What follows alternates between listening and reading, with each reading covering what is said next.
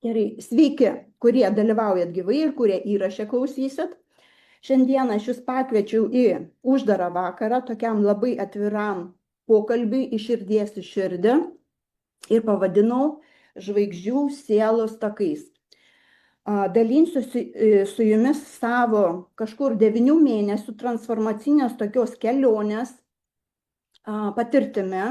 Kodėl aš tai darau? Visų pirma, laikas skambėti, ne dėl savęs pačios, ir antras dalykas, kad aš suprantu, kad tai yra mano šiam laikotarpiui sielos tokia užduotis, padėti kitiems susiprasti, kas vyksta, nes mes tokiam labai nepaprastam esam evoliucinėme etape, ir padėti žmonėms susivokti, prisiminti, nes aš pati žinau, kai su manim prasidėjo tokie dalykai, aš nesupratau, kas čia vyksta. Tai mano dideliai laimiai, aš tokią patirtį, kai viskas nebeveikia, kai viskas byra, kai tu nesupranti, kas čia su tavim vyksta. Aš tokią patirtį jau prieš daug metų turėjau. Ta prasme, aš jos nepasakosiu, bet tai buvo gyvenimas, kai tu ateina etapas per kurtą savo realybę, kada pas tave absoliučiai viskas byra. Santykiai, namai, verslas, į kitą šalį, aš tada išvažiavau, čia prieš daug metų tas buvo. Aš tokią patirtį turėjau. Ir tada, savaime buvo supratimas ir ieškojimas atsakymų, kodėl tas vyko.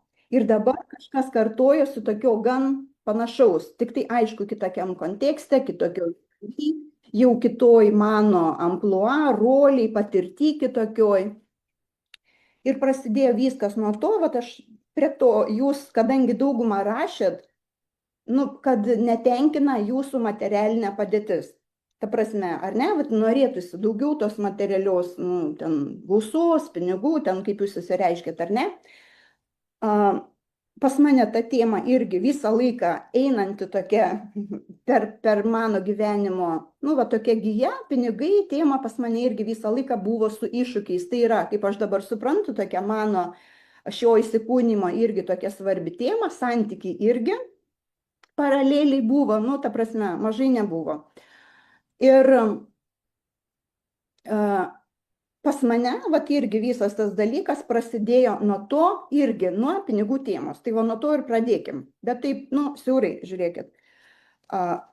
Taip, aš dirbau 6 metus online, visokių buvo etapų, buvo geriau, buvo prasčiau. Taip, aš su savo vidiniais dalykais, pradirbimais pati daug dirbau ir vedžiau programas, ta prasme, pasąmoniniai programai. Tas išėjimas iš aukos, ar ne, visokie ten blokai. Aš pati daug metų dirbau ir asmeniškai pati to naudojau, ne tik tai klientams. Ir atėjo toks laiko momentas, kai aš pradėjau matyti, kad pas mane nebeveikia tas, kas veikia. Iš pradžių buvo tokia mintis, gal ne tas avataras, gal marketinginiuose dalykuose kažkas tai pasikeitė, nes buvo pokyčių tokių irgi pas mane.